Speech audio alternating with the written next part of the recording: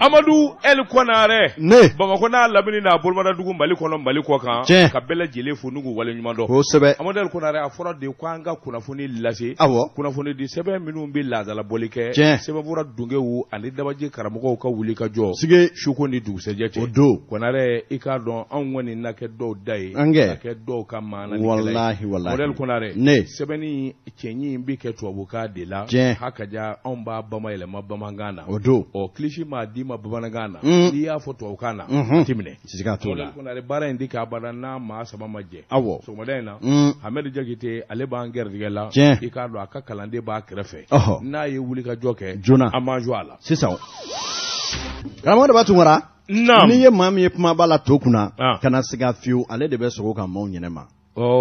bala cogo bɛ di bi Amadou El Konare ne n bolo kari ka don bi bɔ ni sɛbɛn ye sɛbɛn min n'u k'a ma Mali flash ale don a bolo ko siɲɛ 228 sɛbɛnnikɛba a n'a kɛ sɛbɛnnikɛlaw bɛɛ lajɛlen farala ɲɔgɔn kan o don ni ka nin fasiri Amadou El Konare Asimu Goyita ko b'i ɲini ka kɛ murunin da fila ye sabula politikimɔgɔw kɔrɔtɔlen don haraba wallahi Amadou El Konare a bɛrɛ ta u laban Asimu Goyita bugu b'u ma kojugu a laban bɛ taa bi nɛɛma na ngami sɛbɛnnikɛla ko a ko caman jɛ fanga min kun fɔra kalo 24 k'a daminɛ marisi kalo san 2022 o don i k'a dɔn fo ka taa o dafa o de kun fɔlen don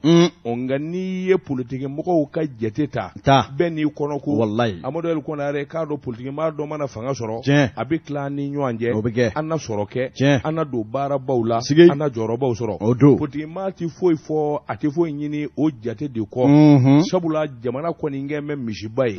Amadou El Konare marisi kalo tile 26 san 2022 sarakisɛw n'o ye article 22 loi numéro 20 a ka ca fɛn min kɛra février kalo tile 25 san 2022 o ye tali kɛ ka ɲɛsin bɛnkan min ani hakilina min dalen don camancɛ fanga na waasa hakilina bɛɛ lajɛlen ka ɲɔgɔn sɔrɔ kɔnɔ jamana sabatili ani jamana ɲɛta nin bɛɛ lajɛlen talen don bala o dun ye wajibi de joona jamana walakatalen don a cilen don wallahi i k'a dɔn maajugu kelen bɛ ka jamana fa bɛɛ minɛ sɛbɛnnikɛla ko a ko o de la i min ye CEDEAO ye olu ka jɛrɛjɛkulu u ye ɲɔgɔn ye min kɛ Akara Gana i k'a dɔn olu fana bɛɛ n'a kan Mali a ɲɛmaaw ye kalo 24 min fɔ u segir'o kan u ko kalo 18 de kun fɔr'u ye nka a kɛra kalo 24 ye u y'o mɛn gɛlɛyaba ma don la ayi Amadou El Konare nka taalen ɲɛfɛ n'i ye wulikajɔw ni baara kologirinw da k'a lajɛ n y'a f'i ye ko daminɛ na Mali bi dingɛ kɔnɔ dingɛ min barika ka bon banbanja wale ani yiriwa kɛbaliya min ye nganamu ni sɔni ye ani jamana yɛrɛ foroba cakɛda dɔw bɛ yen olu ɲɛnabɔli a n'olu ka ɲɛta da kun don o na Asimu yɛrɛ fɛ koyi sabula a ye taali min kɛ Kayikaw fɛ yen i y'a dɔn kɔma taxi Segu o wulikajɔ bolodara nɛgɛsira o jɔra sen kan gangara min ye Kayikaw fɛ yen baara kologirinbaw n'o ye sirabaw bɔli ye ka taa se min ye kalansobaw jɔli ye i k'a dɔn stade Makɔrɔ a don Kayikaw u ka stade ba in na a bana hadamaden la sɛbɛnnikɛla ko kuma fɛn o fɛn bɔra cɛ in da miyankakɛ da a don Amadou El Konare a bɛɛ lajɛlen jamana ka nafa ye segin kɛra a kan a y'u sɛbɛkɔrɔ fɔ min ye université jɔli ye Kayi ani Bajangara ka taa se ngi ɲininka lycée 11 olu jɔli jamana kɔnɔ ka taa se minɛni kojugu min bɛ sen na n'o ye ayiwa sɔnnikɛlaw ni jamana cibaw ye nin baara bɛɛ lajɛlen bɛ se ka kuro ayiwa i k'a dɔn waati surun kɔnɔ wa a tɛ se a tɛ se nkalon ma ɲi dɛ a ka tiɲɛ fɔ ɲɔgɔn ye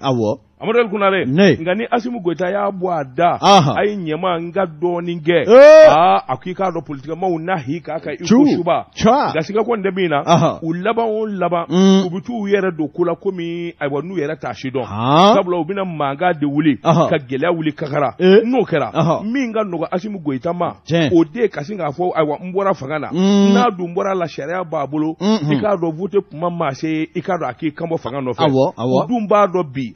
ci ani cɛ tɛ dugukolo sanfɛ bi Mali kɔnɔ an tɛ sini dɔn dɛ nka bi kanu ani an bi maa min fɛ k'a bɛ kɛ tako kelen hali taa kana t'a la bɛɛ b'a dɔn o ye Asimu Goyita ye. Kabi 10 heures vote bɛ ban kabi 10 heures a vote bɛ ban. Aw Katikaw fɛ yen. Ni danna Kati ma 7 heures b'a sɔrɔ urne fara. n tɛ vote ye. O kuma i bɛ jamana bila. no telemani be o amaja apma di futai ebita na men wele ka fedia no fe wa joni bubuge ya fa sabulai ye ndola de ma be de futai ibe negede ko ka futai sa apma bi do ko mina de bi wa idella enyana ko mbane de do wa mier mba fe nga deli de ke o manga sigaka ndi futai ma amidiri amse ka muneke ikaseka voter voilà men de no be qu'est-ce qu'on peut faire voilà ça jelde ka voter akan wele walma aka cheni njima aka kamale mani junior ako chima junior sege bibolo de junior di feyu abi pari ko kamago ga tika foyge ala bo junior ye ga ka base de modo blana di jele baba Amadou El Konare sebeni kala ko ika don na manye politique mo ko ni aberata uwajibele do kafara chenga sabula jamana joli ali jamana nyeta amafo ka benye ne do folo de ga dabora El Konare ika don mi ngoni ye gelaye mbi bo politique mo de faveur ga fanga tula se tuye dabali tu bolo Amadou El Konare ka don ni jamana kundi ko kaye fanga blabi ka bi labe ka vote ko u bolo ya beje sabula bara min damene do abolo jamana domba kalama wa kadi jamana donya aka laba ni ngunye sebenye anye mimbo mali flash kono aka bi bolla ne jamana kundi ko kaya blabi kai fait démission ke mami mega preda ibodo Maliki Diaw. Lui c'est mon fils. Oui, Fakanta allait Segou. Faka bi Segou. Colonel Madure na adjoint du boss Segou. Maliki Mona Segou ga te Segou blé avec Kati. Mais non. Ngo Maliki koroba toi ma Maliki dé. Ah, te Segou blé o. Ba don. Maliki wulofa. Maliki wulofa. Chani Diaw. Ya famia. Apmi baraka Segou jeunesse de la angora kedu. O kuma gelera. O kuma faka wa Segou tungo. Muna ngumi belati bo. Olu les 4 grands, olu be tableau là. C'est moi qui tenais la comptabilité. C'est mon fils. O kuma daba de ma ke pali président. C'est mon fils. De dogoyi. C'est mon fils. Nam. Abikaye. Kuna vondi sebe l'indépendant. Menye sayo Musa Kamara ni Musa ka sebenye. Musa ngo abenata politique puma mimbe ni da serama. Eko ika donga fo chedo bome musokoro ko abe ko fede. M5 RFP Malikura. Ni ya kofo afo minye M5 koroba minzigira. Ni anyema bae Dr. Shogel Kokala Maiga. Eko ka keni ka donga fo awa keleble ni nywanfa mubalia. Eka do wire dema ma jantele sara nywana wa. Dɔw sɛbɛ kɔrɔ dimina min yɛrɛ kɛra sababu ye olu y'a jira k'a fɔ M5 sigira ni kundilenna min ye karamɔgɔ daba tunkara k'a taara ka bɔ o kɔnɔ a kɛn bɛ maa kelen ka kɔɲɔ minɛ ye o kuma u ye jalakiba bi a waati la o de kama i k'a dɔn mawa politiki maaba caman bɛ yen olu y'u fosi ni ka jɛkulu kura sigi u ye min tɔ a wele ko M5 RFP Malikura a jɛkulu la disiba min bɛ yen n'i b'o fɔlɔ ye o ye Modibo Sidibe Fari an ka wuli a ko min ye i k'a dɔn ani a jɛɲɔgɔn caman olu kɔni y'o jɛkulu nzi no doy konima Sidibe i k'a dɔn dɔ ye awa Madame Kajatu So i k'a dɔn olu bɛɛ lajɛrɛlen bɛ o jɛkulu cɛma sɛbɛnnikɛla ko u fana bɛnna fɛn min kan i y'o dɔn ne o de ye k'a fɔ kalo 3 o kalo 3 jɛkulu ɲɛmaaya a bɛ ta k'a di nin bolotigi maa dɔ ma o kuma kalo 3 min tɛmɛna maa min bɛ yen ni o ye i k'a dɔn Modibo Sidibe Fari an ka wuli i k'a dɔn ale de tun b'a ɲɛmaaya na o kuma u ka baara nana dagu to kɛ min nasa kununko u kɔni nana bɛn n'a ye ka falenfalen kɛ jɛkulu min bɛ i k'a dɔn n'o bɛ wele ko Mouvement Tous Ensemble pour le Mali n'u ko a ma Motema ale ɲɛmaa ye Burahima Afo Traoré eko Modibo Sidibe a ma jɔyɔrɔ di o ma wa sɛbɛnnikɛla ko nka min ye jɔyɔrɔ falenni yɔrɔ la Modibo Sidibe laadala a kumana koyi a y'a jira k'a fɔ an bɛ don min na i ko bi M5 RFP Malikura hakilina tɛ fila ye koyi kelen pewu Mali bɛ bolo kura min kan wulikajɔ ni cɛsiri bɛ se ka kɛ cogoya min na walasa ka fara ɲɔgɔn kan kɛ ɛlɛ ni jamana ka basigi jamana ka bɔ bisi baza kɔnɔ ni k'a sama ka bɔ sebe jukɔrɔ kolon kɔnɔ o bɛɛ lajɛlen bɛ se ka lasabati cogoya min na a k'a jira k'a fɔ o tɛ se ka kɛ cogo si la fɔ maa minnu kuntilenna n'u ka hakilinaw ye kelen ye minnu ye maa hakili juru canalenw ye politiki bankun kan olu ka jɛ k'u tigɛ di ɲɔgɔn ma a kana kɛ yɛrɛ sɔrɔ ye a ka kɛ min ye jamana cɔ ala sɔrɔ sɔrɔ ye waasa ka se ka hakilina o kɛ kelen ye min ye k'a dɔn kunnafonidilaw u ye ɲininkali kɛ koyi u y'a jira k'a fɔ yala min ye jamana ɲɛmaa kalata nataw jɔnni na kɛ cɛbɔ ye walima aw na cɛbɔ di wa u y'a jira k'a fɔ Modibo Sidibe a ka keku o ye kekuya da ye a ko i k'a dɔn labɛn ni fɛɛrɛ bɛɛ sigilen don ka fara ɲɔgɔn kan waasa min ye wulikajɔw ka kɛ nka jɔnni min kɛ cɛbɔ ye walima an na cɛbɔ jumɛn di a ko don n'a nataw la ko o na pereperela tigɛ sabula a y'a jira k'a fɔ ko on verra ɔ sɛbɛnnikɛla ko i k'a dɔn a kɛlen kɔ k'o hakilinabaw di a y'a jira k'a fɔ a bɛ wele bila tɔnden bɛɛ ma bɛnbaliya mun nana i k'a dɔn M5 kɔrɔba kɔnɔ n'o kɛra sababu ye u ka bɔ o hakilinaw kan u k'u jija cogo bɛɛ lajɛlen na u bɛnna minnu kan u ka taa ni o ye ni kɔ mɔna k'a min ka jɛgɛ ma tila o k'a kan a dɔ bɛ dɔ la jɛgɛ tilayɔrɔ sama-samali a na nɔgɔya min ye maa min bilara a ɲɛmaaya na sisan n'o ye Burama Afo Tarawele ale fana y'a jira k'a fɔ minɛn min sigilen filɛ a kun ye a na i sɛbɛkɔrɔ yɔɔti ni minɛn nin ye waasa kɔnɔfɛ kana jɛngɛ kuma tɛ a ka bɔ a ma o tuma a bɛna wulikajɔ bɛɛ lajɛlen kɛ MRF Malikura a ka haminaw ye fɛn mun ye karamɔgɔ Daba Tunkara o bɛ se ka mafa waasa don nataw la u ka laɲini bɛɛ lajɛlen ka kɛ bili haki ye jamanajɔ o ka se ka sabati kunnafoni filɛ an ye min mɔ l'indépendant kɔnɔ u ka bidon bɔli la Amadou El Konare ne bɛ n bolo kari ka don n bi bɔ ni sɛbɛn ye sɛbɛn min n'u k'a ma le prétoire min ye Sadio Njayi nin y'a ka sɛbɛn ye Sadio Kodi Amadou El Konare a bɛrɛ ta jandon yɛrɛ la kɔrɔko ka di i k'a dɔn jamana baara ani jamana ɲɛta Amadou El Konare i k'a dɔn a bɛɛ lajɛlen de bɛ taa ɲɔgɔn fɛ yekew Amadou El Konare ni min tɛ se ka kɛ min tɛ se ka dilan ka n'i da don a la walima k'a fɔ i n'a kɛ dunun ye jama girin'o kan k'o ma ɲɛ o de bɛ na ni toit tiɲɛ ye o ti bɛn Amadou El Konare carte d'identité biométrique a ma ɲɛ an bɛ segin a kan k'a fɔ Amadou El Konare maa minnu ka kegun n'an b'u la anw ye nin kuma in fɔ ka kɔ bi ɲɛ Amadou El Konare i k'a dɔn carte d'identité biométrique sɔrɔli dununba langolo kumaba langolo Amadou El Konare ministre de la sécurité a ɲɛ tugulen don wa yalima a tɛ jamana de kɔnɔ wa a bɛrɛ ta ale yɛrɛ de ye nin ko in sanga bonya ni ka se nin hakɛ in ma Amadou El Konare ale de ye mɔɔw su ka k'a yɛrɛ kan n'i y'a dɔn i fanga tɛ se min na tiɲɛ t'i fɛ i tɛ se k'a ko bila Amadou El Konare o ko dɛlen tun bɔkɛ hali n'i ɲininkara kana kuma i wajibiyalen dɛ Amadou El Konare i k'a dɔn an ka carte d'identité nationale o tununna o sɔrɔli ye mataba da ye Amadou El Konare u nana dunun ni bala fɔ a y'a hakili sigi carte d'identité biométrique nin sɛbɛnkura in nin ye nana ye a ko bɛɛ lajɛlen ɲɛnɛbɔlen don k'a ban miliyari kasabi min donna nin na ne ko Assimi Goïta a tɛ nin ko ninnu kalama de yan a b'a kalama fɔlen don a ye de ko tout va bien on maîtrise la situation mais c'est faux c'est très faux a b'a kalama c'est dommage a dun filɛ kalata nata ko bɛɛ dulonnen don nin biométrique la a bɛɛ Mali bɛna kalata belebeleba caman de kɛ wa a bɛɛ dulonnen don nin na recensement jaabi dɔw bɔra ko Maliden taar'i yɛrɛ sɔrɔ maa miliyɔn 22 la n'a fɔra maa miliyɔn 22 jamana kɔnɔ k'olu ka taa voter sɛbɛn t'a si bolo a bɛ voter cogo di Amadou El Konare ni carte d'identité biométrique i ka ministre bilenman in a kɛra ne ta ye bi i ka ministre bilenman in Dawudo nterikɛ don ka ko nterikɛ don dɛ kuma ni a taa cogo n'a bila cogo dɔn dɛ n'o tɛ nterikɛ don an bɛ instruction di i ka mobili circulation vous siffle ne bɛ présidence mobili kɔnɔ i b'o siffler cogo di au moment où moi je suis dans le véhicule de la présidence. De la présidence. Et alors, vous êtes qui à la présidence? Un conseiller spécial? Conseiller spécial de Assimi Goïta. Ça, c'est ce qu'on appelle usurpation de titres. Ah bon, faux et usage de faux. Non, simple collaborateur. Je rectifie. I ka nin maɲi ye tiɲɛ dɛ Jaratugu ni ko ma ni min ye o bɛ se k'i minɛ nin na koyi tiɲɛ don dɛ je rectifie o don na Assimi ye décret bɔ ko conseil spéciaux nommé Salifou Keita ni il a santé ministre ne y'o papier ta ka tulonkɛni kɛ k'an tɔgɔ sɛbɛn o dugu ma bigi la ne bɛ bali min na k'o bila n ka page kiritigi dɔ ye ne wele a ko mon ami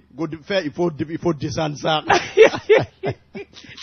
mais ça là tu vas te tuer ko nin tigi ka bɔ yen ni tigɛ de non ko n ta kulo ko nin tigi ka bɔ yen Ah, comme au Yoroni Bé, il faut le bloquer président Facebook là. Et la haula wala. Nous menons à ce pour conduire à supprimer ça.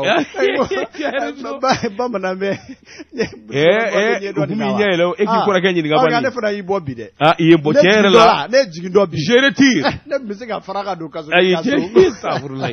Amodel ko na re. C'est bon kala ko. Ministre blemai. Ika do akapuma uchayara. Carte biométrique. Ika do anana puma barika bonya. Ka boyere ika do police do be ko lu sebe koro dogoya. Ka fode ay wangana mungana munni shwani be minumbolo akola. Ika do bele jele ku chugo don. Akera manevi ko ni nyana bara bana ko bele jele nyana. Amanye mingo a ministre nyo do be ika do ayo wele. Mi nyemni de l'administrateur territorial. Amodel ko na re ka do ko ngurubu karli ko kem mangam bay ika do ka puma injeze. Amodel ko na re ngani ko ta ka lajabi. Carte biométrique soroli. Manga ningalo da. Amodel ko na re ka do kuna foni chaman dira. Aita site webka www je valide. Walma ika téléphone numéro chaman dira. Olu wele. Amodel ko na re ika do ika carte biométrique bane bi se ka tanda na masuma deta.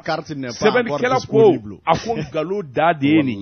Yalma ma yere bi fangana ibse ki tugu chugodi kani nywana kolo kala pumo boyda amodel ko na re ka do jamana bele jele shile me ke kele laje amanye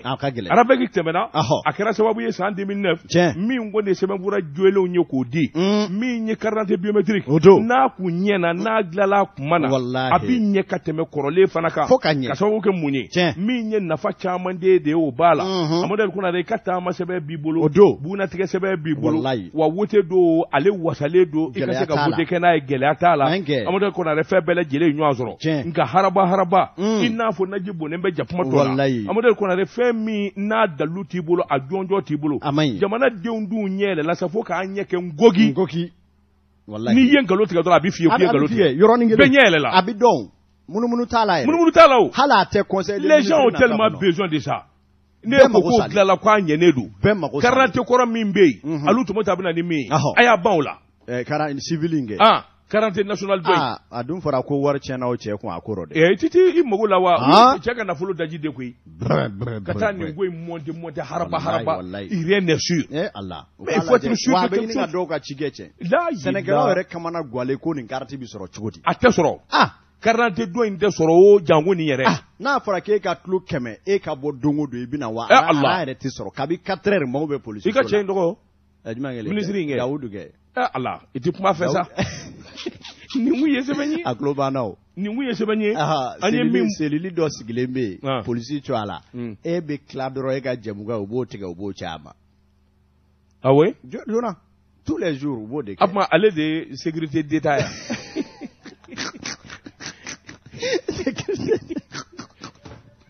Abdul ko bana o ya be fo foi che ibolo ningele gonna nu mani laje chogote ala folo no ne ba fe ka don ale de esi o ejuma ni esi ye Modibo Kone di Modibo Kone o na le joni nga chef ye joni nga chef ye o ke Modibo de esi de ye chef ye o no mais ne be de o je suis là-bas encore ici le patron de Wow! Amen tekdi. Check up pip. Kaka frefan la kodon. Nege kanye tan flasera Bamako. Kafo jigine uka bonya masegi be awye. Amadou Konare mbala chogo bedi. Majana jelde jumangu bebi ni be fo. Ibe sana ligeli la ini duguma mata fo sisa karamu de batungora ne bendiga do teliala lettre du peuple akoy ka donga fo ko baba pmanda be ni ngatla wor la subhanallah logol privé tigu o ga wor babbe kemi nanai kemi be yunguna am Muhammadu sabane docteur Amadou si utale don ko ya be ni ga gele ya Muhammad Rasulullah seben gela ko le deseri la abada barila ka wa même bizi lycée tigi ci mami boli utanye don nam u ga da shwade seben gela ko karamo de batungora ja kala chombo chambale ika donga fo keleme ko fanange jago kumbade sɛbɛnnikɛla ko mun na n'i ye Mali lajɛ ja min ye bɛɛ lajɛlen ko an ka taa lɔgɔli privé la an ka lycée privé la ja dɔwɛrɛ tɛ maa minnu bɛ yen n'aw bolo bɛ lɔgɔli ko rɔ aw kɛlen don ka lɔgɔli wari billet salo i k'a dɔn ni k'a kunsin aw yɛrɛ cɔ a la lɔgɔli kirikaraw ma k'a ye i bɛ taa jamana ka lɔgɔli public la lycée public caman ma den lɔgɔliden bɛ colo la maa bɛrɛ t'a kɔnɔ nka i b'a ye lycée privé falen mɛ fɔ lɔgɔlidenw bɛ ɲɔgɔn tɛntɛn sɛbɛnnikɛla ko gindo jumɛn de b'a ko la min ye Okley Mumuni Gindo ale ye ko gindo bɔ k'a da tali a y'a jira k'a fɔ mun ne jate minɛn bɛ Mali kɔnɔ bi lycée privé 1000 n'a kunkanfɛ o de bɛ yen min bɛɛ lajɛrɛlen ye kalo lycée ye i k'a dɔn o b'a la ka jamana ka wari minɛ k'a fusugu karamɔgɔ de b'a tunkara k'a sɔrɔ a tilankɛ si tɛ sariya kɔnɔ min ni min ma bɛɛ wari dɔɔni min di o bɛ sɛbɛn langolo dɔ dilan ka sin k'a fɔ ko arrêté ministériel création de lycée Daba Tunkara y'a kalo ma tigɛlen don a ko min ye Okley maaw k'u y'a sɛgɛsɛgɛ dɛ sɛgɛsɛgɛli nana mun bɔ ka jira o de k'a fɔ san 2014 k'a bila san 2021 karamɔgɔ Daba Tunkara fɛn min bɛ tali kɛ i k'a dɔn cɛmancɛ kalanso n'o ye lycéw ye ani lɔgɔli professionnels a nana ye k'a fɔ san o san jamana bɛ miliyari 100 camanba de bɔ min bɛ wele ko subvention o de bɛ di lɔgɔli privé tigilamaw ma u b'o de tila u ni ɲɔgɔn cɛ o ye wari ye musaka min b'a to lɔgɔliden fɛn o fɛn bɛ kalan la lycée privé la olu bɛɛ lajɛrɛlen cɔ a la tɔrɔmɔɲɔ de ye o ye o bɛ sara u ye nka min ye jamana faamaw y'a ye k'a fɔ ja nin ye sɔrɔ kumaniyaliba ye an ka jamana ma sabula Mumuni Gindo ale yɛrɛ ye taama kɛ ani maa min bɛ yen n'o ye minisiri kura ye Amadu Si Sabanɛ u ye ɲɔgɔn ye koyi ɲɔgɔn ye in kɔnɔ a ko Mali kɔnɔ bi u ye sɛgɛsɛgɛliba kɛ sɛgɛsɛgɛli min y'a jira k'a fɔ san o san subvention miliyari 100 caman mi bɔ jamana kun k'a bɛna taa di lɔgɔli privéw ma k'a sɔrɔ a nafolo si tɛ se a seyɔrɔ la ja dansirala jamangu dɔw bɛ yen minnu m'a bɛɛ lajɛlen fusugu ni k'a bɛɛ lajɛlen ci waraku la o kuma o sɛgɛsɛgɛli baaraw daminɛlen jatew y'a jira k'a fɔ wari hakɛ min bɛ yen n'a bɛ ka kumaniya jamana ma ni a tora jamana ka waganden kɔnɔ san o san ko a bɛ se ka lycée public 80 jɔ ka subahana minɛ k'a kɔnɔ ka ban k'a kɔnɔ k'a lɔgɔlimɛtiriw sara jamana cɔ a la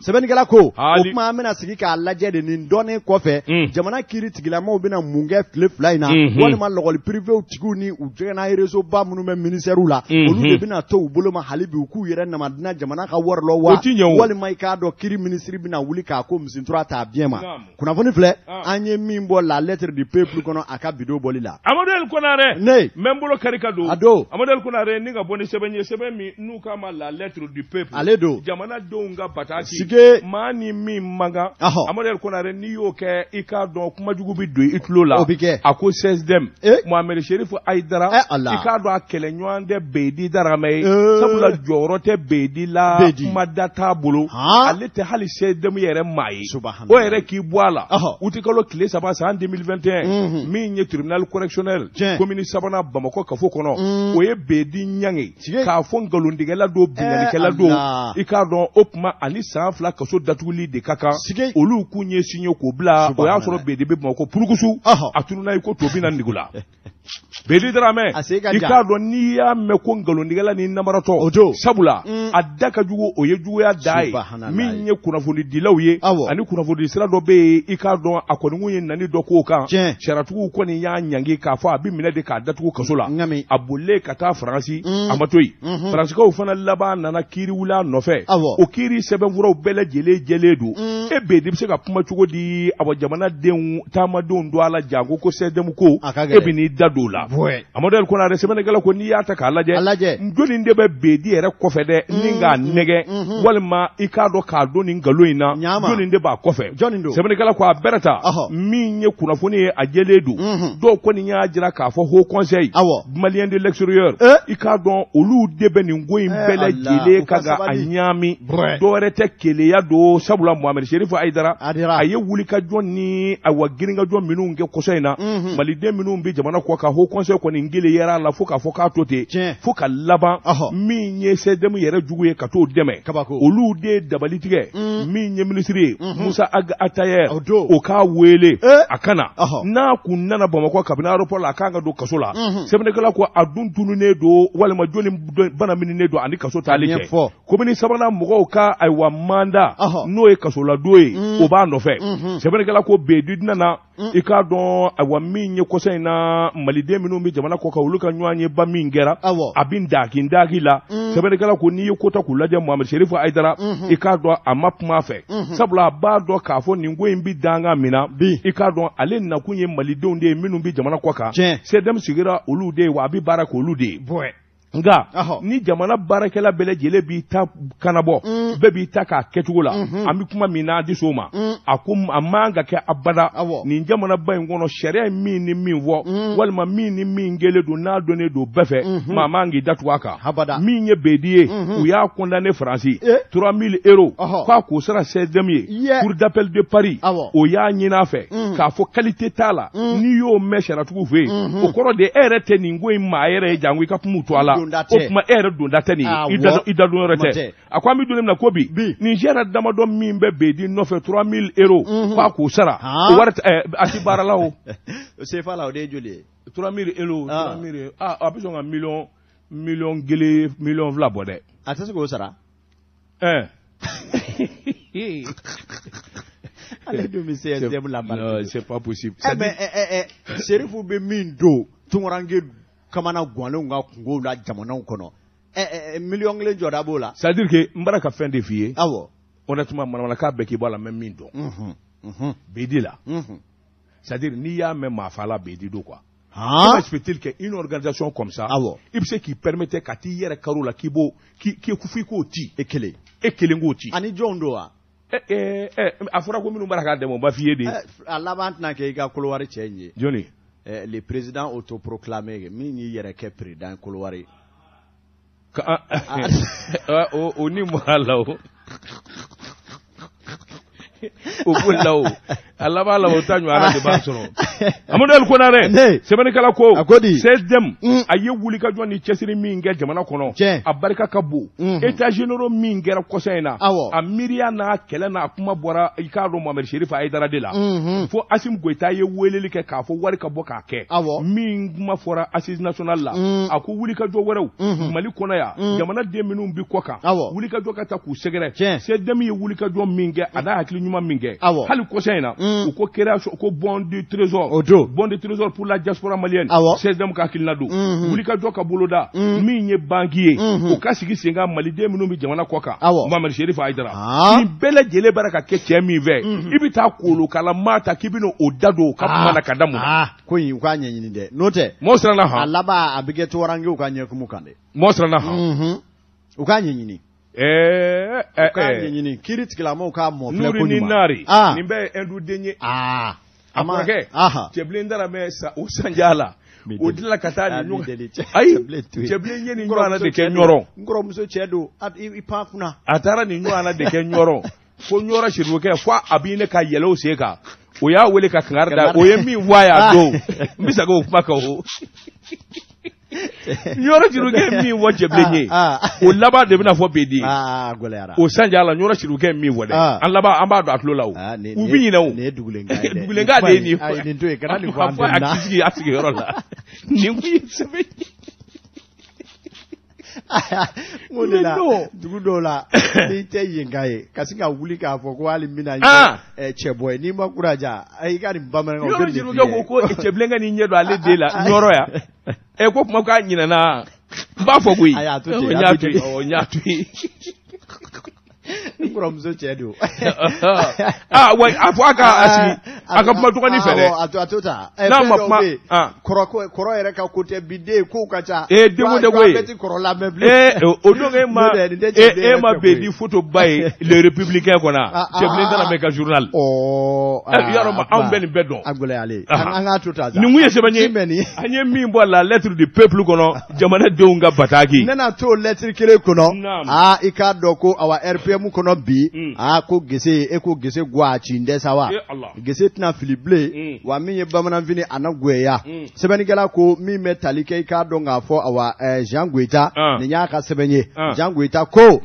min ye tile 2 in na RPM a tɔden na ci po ni k'a tɔ bɛɛ fara ni k'a fili sunugun na a ko tɔni min tun b'a la dɛ a ko I k'a dɔn o de faratɔ filɛ dɛ a ko mun ne bolo d'an bɛɛ n'i ye RPM ta k'a lajɛ min ye I k'a dɔn badabada Musa Temine wasabulon ɲɛmaa kɔrɔ gɛlɛyaba tun bɛ ale ni tɔ ɲɛmaa cɛ I bɛ ka kɔfɛ n'o bɛ tali kɛ Bokari Tereta nin dɔgɔnɔkɛ in ani k'a dɔn nin bosokɛ in u ka fari ma se ka fi da kelen nɔ habada a ma sɔrɔla k'a fɔ ninnu bɛɛ lajɛlenlen tun bɛ commune 5 kɔnɔ ka sigi gwɛyara fɔ k'a fɔ k'a to ten sɛbɛnnikɛla ko Musa Temine ale ko I k'a dɔn k'a fɔ awa senujila maa min kɛ bozo ye n'i y'i sen bɔ k'a dɔn ji la bozoya banna ale kɔni y'a ka kosow ni kaasaw cɛ ni nka I k'a dɔn RPM dafara fuwan ni ka taa n'a yɛrɛ ye ka taa ka tɔ sigi nka sɛbɛnnikɛla ko a ma ban dɛ min bɛ tali kɛ tile 2 in na tɔ yɛrɛ tu tigɛ ba disi belebeleba wɛrɛ minnu bɛ yen o dɔ ye Babɛri Gano o dɔ ye honorable Mamadu Jarasuba o dɔ ye I k'a dɔn o n'a ɲɔgɔnna caman ye olu ni Bokari Tereta kɔni u tɛ ka ji kɛ ɲɔgɔn tigɛ habada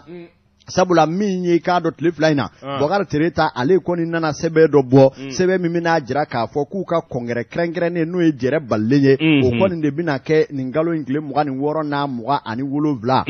nka min ye I k'a dɔn kabi kuma in bɔra ka bi joona min ye Babɛri Gano ale n'a jɛw kɔni ko I k'a dɔn a sulila ka bɔ ko nka ko a ma taama sabula min bɛ tali kɛ kɔngɛrɛ min bɛ yen ni Bokari Tereta y'a fɔ olu yɛrɛ kɔni fɛ ko nin ye hakilina de ye Bokari Tereta kelen pe a ye min fɔ ani olu jɛmɔn kan tɛ wa olu fɛ olu ti taa a kɛnɛ kan u la maa ti taa wa section dɔ bɛ yen n'o ye k'a dɔn section ni secrétaire généraux o 40 tɔ yɛrɛ bɛɛ kɔnɔ olu si ti taa wa olu jɛmɔn kan tɛ nin ye o kuma jɔnni ne bɛ Bokari Tereta kɔ sɛbɛnni bɛɛ la ka fɔ la min bɛna kɛ sababu ye ka taa nin kɔngɛrɛ fɔkɔta in kɛ ni maa min hakili b'a la waati dɔ la u ye ɲɔgɔn cɛ u taara bɔgɔ jɛnnen kan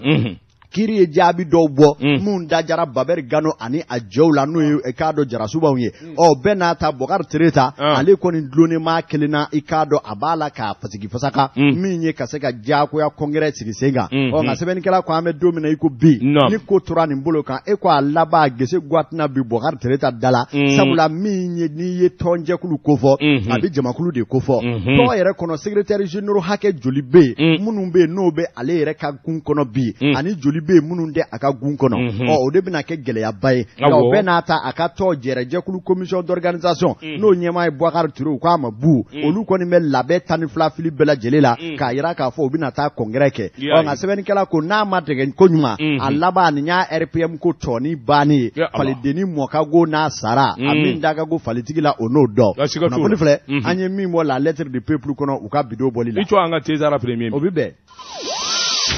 Amadou El Konare ne mbala bi cogo di dɛ karamɔgɔ dama tun wara ne bɛ tigɛ don ko kura tun naam kunnafoni sɛbɛn Nouvelle Horizon ɲɛdankura min ye Seydou Konate nin y'a ka sɛbɛn ye Seydou ko an ka taa Bajangara min maa min hakili b'a la tile 2 in na min bɛ tali kɛ dugudenw na olu sɛbɛkɔrɔ dimina dimi min kɛra sababu ye u bɔra ka bɔlɔ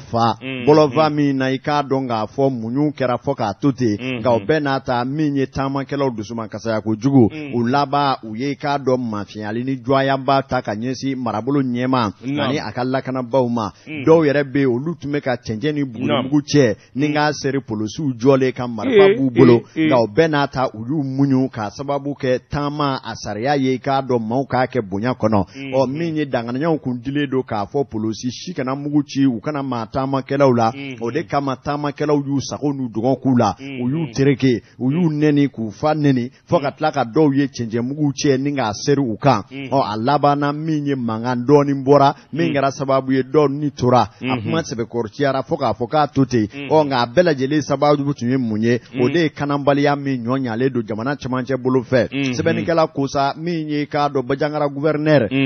I k'a dɔn a laban a ye tulokan bɔ tulokan min bɛ yen n'o ye I k'a dɔn a y'a ɲɛsin jamana faamaw ma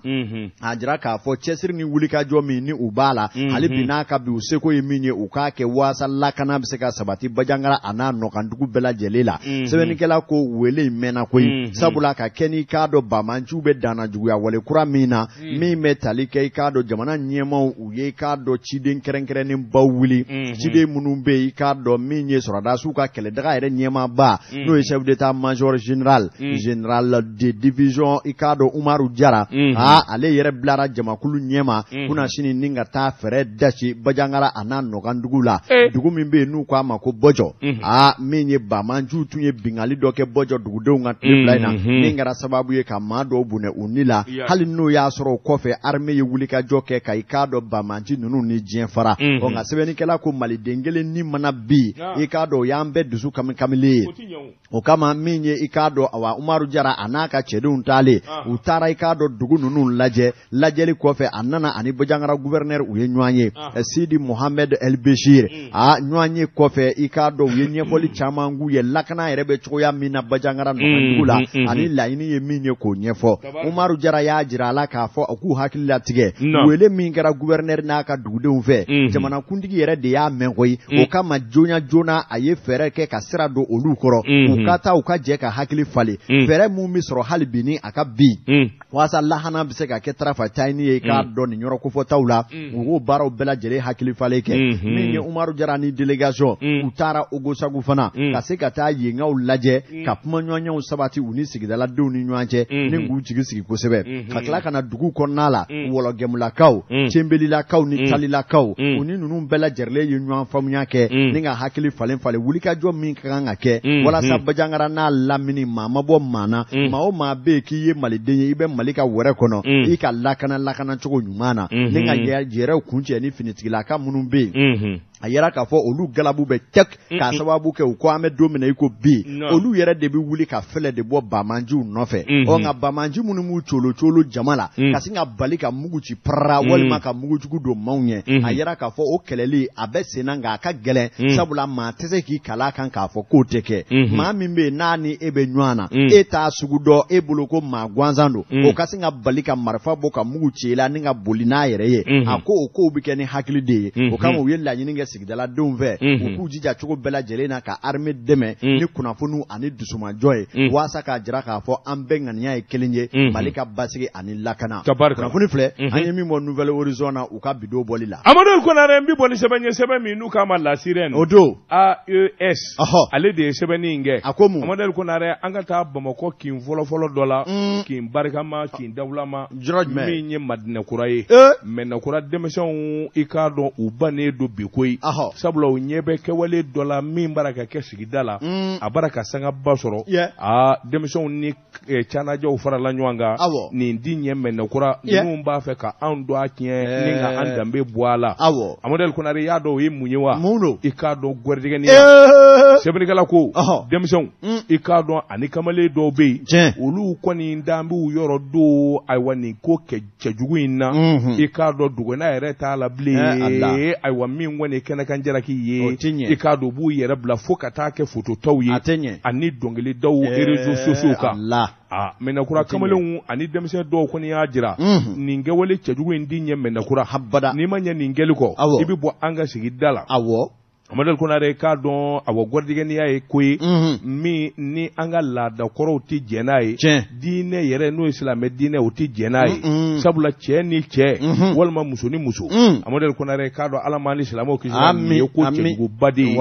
a ma ɲɛ min kɔ i k'a dɔn u ye kangarida fɔlɔ kɛ kangarida in ɲɛ jumɛn ye u nana fara ɲɔgɔn kan ka taama su fɛ u bara ka yaala sigida fa bɛɛ fɛ i k'a dɔn u bara k'a fɔ de a b'a lɛ pede a b'a lɛ gwin a b'a lɛ pede a b'a lɛ gwin Amadu Konare nin kɔni ye kangarida kan ye nin kɔrɔ de ye ni a b'i kɔnɔ walima i b'a la i k'i cogo dɔn walima n'i ma ɲɛ a kɛli kɔ i ka Mɛnɛkura bila sabula n'u tɛgɛ dar'i ka don o don Amadu Konare i k'a dɔn i ta fila ni tila u labanna u ye lɛtiri yɛrɛ kɛ ka taa di dugutigi ma Bamusa Ture i k'a dɔn k'a jira k'a fɔ nin dɛmɛ wale n'u ma wuli ka jɔ kɛ dugutigiw ani dugudenw min ye dutigiw ye n'u m'u tɛgɛ di ɲɔgɔn ma k'a dɔn nin ye ko cɛjuguba ye min bara ka fanga ba sɔrɔ u y'a jira fana diinɛ ɲɛmɔgɔw u bɛna olu fana taama ka taa kɔrɔfɔ in da u tulo kan u ye nin taama min kɛ i k'a dɔn u y'u k'o de ma to a ka na marche pacifique k'a daminɛ u don la sa i k'a dɔn u bɛna dɔwɛrɛ kɛ marche pacifique u tɛ kɛlɛ kɛ u tɛ se maa ma u kɔni bɛ bɔ de ka kangari da ka taama ka t'u ka so ka tila ka bɔ ka t'u ka so Amadou Ali Konare ni nin banna i k'a dɔn ayiwa Ala m'an kisira u mana maa o maa tɛgɛ minɛ i gwini wo i gɔrɔdigɛni wo u mana y'u tɛgɛ da cɛ o cɛ k'a la Amadou Ali Konare i k'a dɔn e bɛ t'i ta tɔgɔ fɔ lahara nin kun ye sɛbɛn ye an ye min bɔ lasirani kɔnɔ a ka bi bɔli la karamɔgɔ waati sera waati dafara Ɲamana n'a lamini olu bɛ k'i lamɛn Ɲamana mini Bɛlɛdugu Kalifabugu commune rurale la wa cɛkɔrɔbaw n'a musokɔrɔbaw an m'u fo bi u ka foli bi yan a cɛkɔrɔbaw n'a musokɔrɔbaw u ka foli bi yan i jatigi mun bɛ Bɛlɛdugu a bɛɛ ka foli bi yan u ka den minnu bi Bamakɔ yan olu kɔni attention n tɛmɛntɔ n bɛ se ka fara ka don Kasoge ka so à tout moment ka bi gafe copie d'a ma n ko usurpation de titre mais non Kasoge c'est mon petit frère Kasoge ye n dɔgɔnin de ye Kasoge tɛ fɛn k'i la minɛ o fɛn dɔn ka tɛmɛ kan o ye n dɔgɔnin de ye sariyatigiw fana bɛ min kɛ wa o ye kala k'an fɛ misira ne n'o bɛɛ tun bɛ kala la misira n'u yɛrɛ t'a fɛ u ka ye u bɛ dɔ de instruire o tuma kɔfɛ i yɛrɛ m'a ta k'i b'u ye sa i b'i munumunu k'i pan e ma ye polisiw la ni i dɔn ma hali ni den bɛ tenni na n'u bɛ fɛ k'i fiyɛ ale yɛrɛ bɛ t'i dogo kɔfɛ u b'a fɔ ko chef de poste bɛ c'est la SE c'est la SE a tuma nin SE ko in tɛna ja e m'a fɔ fanga b'olu de la SE don olu tɛ ordre ta maa si fɛ ni merci bon ne bɛ yen de anw bɛ yen de a ɲɛmaa ye jɔnni ye de Moribo e bɛ yɔrɔ min na Moribo c'est mon gars e bɛ ɲɛmaa yɔrɔ min na e t'o ɲɛmaa yɛrɛ dɔn o de yana ngi ku Jawara de ka maa ye o Damangiliya bon marifa daburu fara la o an bɛ yɛlɛma soba dɔ jɔ tu kɔnɔ Jalika ko basi o la o Sanakɔrɔba dɔ ye tɛrɛ dɔ ko fɔ k'o bɛ Jawara ka yɔrɔ kɛrɛfɛ ko ayi ne tɛ taa ye a bɛ kɛ cogo di Amadou Ali Konare k'a dɔn diɲɛ laban mobili a fɔ ko Haval min ye Allemagne ni Chinois farala ɲɔgɔn kan ka diɲɛ laban mobili min dilan o de ye Haval ye la hawla wala quwwata illa billah ale bɛ ka bɔ min de